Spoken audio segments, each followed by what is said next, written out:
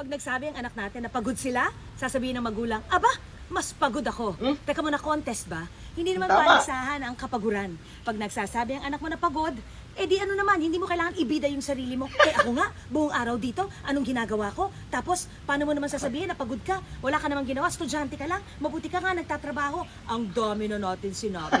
Hindi contest ng kapaguran, wala rin mang premyo. Tama. Pero kung may prize ka sa asawa mo, congratulations. Congratulations. Eh, di sana, pag nagsabi ang anak mo na pagod siya, simple lang, anak, oy, napagod ka. Bakit? Anong ginawa niyo sa school? May project ka ba? Oo nga, alas 7 ka na umuwi. O anong ginawa niyo sa opisina? Mahirap talagang napopromote.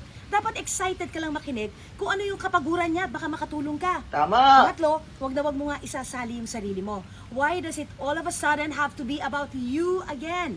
Ang hirap sa ating mga nanay, masyado tayong self-centered. Siyempre tayo ang bida. Alam mo ba, ang kapaguran natin, pagka sinusumbat natin yan sa mga anak natin, eh di nawawala yung grasya na sana mapupunta sa atin. Tahimik lang tayo pag pagod tayo. Tahimik. Alam mo kung bakit? Obligasyon natin yun eh.